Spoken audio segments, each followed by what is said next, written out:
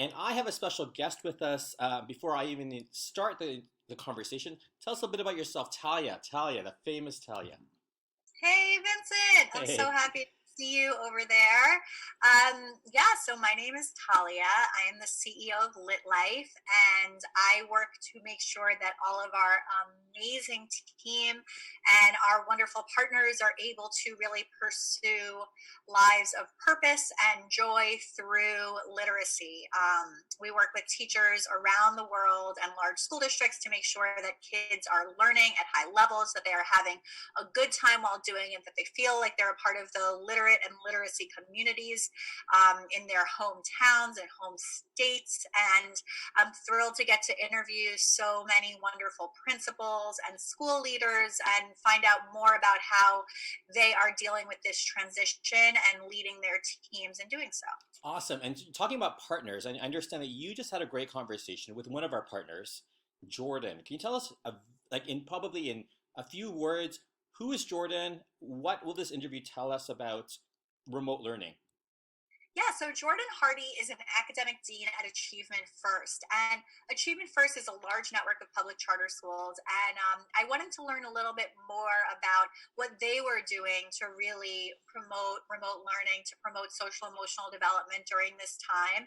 And so that's what Jordan and I were talking about. Awesome. And just so that we don't give away the entire interview, what was one big takeaway from the interview that you gathered from talking with Jordan? Yeah, I would say the biggest takeaway, and this is not so much a huge surprise as it is a confirmation of knowing what works, was that she is really focused on teachers getting one on one time with students. So it wasn't as much a Hmm. focus on, okay, whole class, everybody get this work done. It was more like, are you connecting with all of Hmm. your kids by the end of a couple of day period? And are they able to connect with each other? And I think that those are the big questions that we should be asking because so much of learning is personal and based on relationships. Definitely. Well, you know what? Let's not waste any more time. So, folks, if during the interview, if you have any questions, feel free to comment below on the link down underneath this. If you have any comments or if you have questions for us, if you're like, I want more information about this, please feel free to comment and we'll be more than happy to get back to you. All right? Thanks. Thanks, Talia. We'll Absolutely. talk soon. Thanks. Thanks, Nathan. Hi there. Hey, Hi. welcome. So, for those of you watching, we're here with Lit Life and with Jordan Hardy, and I'll let Jordan introduce herself. Sure. So my name is Jordan Hardy. I am an academic dean with Achievement First. Talia and I actually know each other from doing some curriculum work with Achievement First. And so I've been there, I'm going into my 8th year. And in addition to my work with AF, I also am an adjunct professor at Relay, where I teach year 2 teachers that are in their 2nd year of education and get them ready to be fully certified in the classroom. Wonderful. Thanks, Jordan, and thanks for joining us today. Yeah, thanks for having me. Yeah, so we are doing this interview series to just give educators around the country and around the world a glimpse into what some best practices are and what some learnings are as the whole world transitions to remote learning.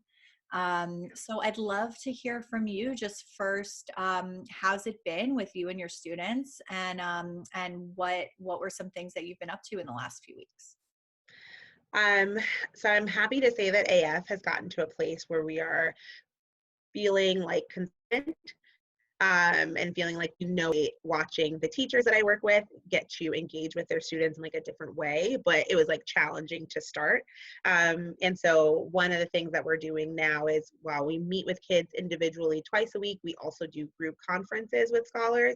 And I think that has helped to get kids to be able to see each other because they miss each other a lot. And it also helps with teachers like just feeling the huge burden of teaching and conferring with 15 to 20 kids every single day, and they're able to still get to all of their kids, but just in different ways. So we've been able to switch that up a little bit. Things that have been going really well, I think the content, I think AF took a smart approach in that we decided to do the last 3 to 4 weeks have just been review of content we've already taught. And so that's allowed us to get like into the habit and get into the routine while not struggling to teach like brand new content to scholars. And so every conference we try to do a little bit of math, a little bit of reading, and scholars have like work that they come into the conference having done. But what's really great is like our teachers are flexible. They understand that like perhaps the family that you have at home, they're all essential workers, and you might not have been able to get to the work that's needed to be done before the conference. And if that's the case, we'll work with you on that work. And if you actually were able to finish all of that work, which is great, we have this new content, not new, but this new content that you can, we can engage with you on. And so we've gotten really clear on like what the structure is for our conferences and our group work. And so it feels good. I feel like teachers are feeling good, kids are feeling good, and families are feeling good, which is the most important thing. Yeah, amazing. That sounds really well thought out and planned. So with that, how is it looking for kids? Like, so they're meeting with their teacher twice a week. It sounds like they're meeting with, maybe their reading group or something like that. What interaction do they have on a daily and weekly basis with their friends and then with their teachers? Like, what does the schedule look like? Yeah, so the schedule looks like scholars will have at least 2 individual conferences with one of their teachers. So all of our classrooms are co-taught, and so they're going to meet with one of their teachers. They might not meet with both. Mm-hmm. Individually at least twice a week. And then they will meet 3 times a week in a group conference, again, with that same teacher. Teachers have like a portfolio of about 15 kids. And so that's how they'll break out the conference meetings throughout the course of the week. Mm-hmm. Then we have teachers that are like going above and beyond, which is really amazing. And they'll schedule like snack time or like whole class dance parties. So that kids can spend some whole class time together, which is really nice. And then we've been really working hard on social emotional development, and we've taken like morning meeting very seriously. So our teachers actually record a morning meeting that kids can watch every day, so that they get to see both of their teachers, and they're still getting that social emotional development that we think is really important. That's sweet. Yeah, that is so important. And that's something that we've been saying a lot is like right now, just focus on your kids' social emotional health and make sure that they are okay, make sure that they're able to access you and still feel a sense of community. Are there other things that you've seen work in terms of developing student social emotional development during this time? I mean, I think our teachers are just doing a great job of making the space for conversation, and they're in a like heavy conversation with families. So they know what each family is going through. They know the needs of each scholar.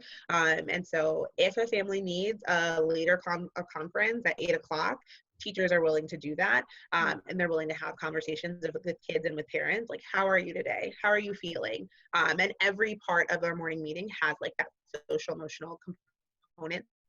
So we use the mood meter, which I feel like people are becoming more and more familiar with. So every day kids check in and talk about like, we'll post how they're feeling. And it's really cute because we use Google Classrooms and kids will post like how they're feeling, then they respond to each other. And then teachers kind of have a pulse throughout the course of the day or throughout the course of the week on like how their kids are doing. And they make it a point to check in. With that, it sounds like what a lot of what your focus is right now is on maintaining continuity. What have you seen? Yes, we switched to remote learning. Yes, everybody is at home. There are no more classrooms right now. What has remained the same through all of this? I mean, I would say the level of intentionality that teachers are bringing to every lesson, they are fully prepared. We have a daily, what we call IPP, where we prep for lessons. So every day we come in and we know like, okay, so you're going to go over this math content. What is the biggest misconception? What are the errors you might see? And how can you respond? And I would say like, though we're not teaching new content, the level of challenge has remained the same. We haven't lowered the rigor in any way. And in fact, like teachers are feeling like I actually get to know my scholars a lot better because I'm spending this extended period of time, 20 to 30 minutes with them, as opposed to potentially a minute to 2 minutes conferring as I like walk around the classroom. Sure. So I would say the bar has remained the same, being strategic has remained the same. Okay, that's really good. And is there anything that you've noticed that has surprised you in this last little while? I mean, just student resilience. Like our kids are just so resilient and they're just so smart. Like I'm not surprised how smart they are, but every time you see the things that they're capable of doing, like, you know, our kindergartners are like, we've touched in multiplication and story problems in different ways, but like haven't done it at a high level, and just seeing how they're able to engage with like multiplication and like seeing how they're able to like honestly how they're able to navigate the different platforms that we're using. We're using Zoom, we're using Epic, we're using Lexia, we're using Google Classroom. Like our kids are just masters of being technologically savvy, and so like that has been not surprising because they're brilliant, but it's been really cool to see. Oh, that's great. Yeah, it's good when the students become the teachers for a lot of these pieces. Yes. Yeah. And so some of our schools have, started up with remote learning and are really in it. And then some are just starting up last week, this week, and next week. What advice would you give to school administrators who are just now grappling with, how am I going to get my whole school online? My advice would be to have a really clear plan, communicate that plan to teachers and to all of your staff and family so they know what to expect, and also listen to the feedback that you're getting, because there are going to be days when like we had days where teachers were like, I only got to get parents and families and scholars familiar with the platform. That's all I did today. And like, that's okay. Like, because we're going to be doing this for a long time, that time was well spent. And we will have days and days and days to get to content. So we had a really clear plan going in, and we really listened, so that we were able to like adjust course where necessary, but we knew like where we were headed.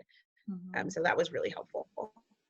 Oh, that's great. Yeah, I think that's so important, and especially the communication around expectations, making sure that everyone's on the same page and no one's feeling like particularly overwhelmed or like they're not meeting expectations when, they do spend time making sure that everyone is set up for success.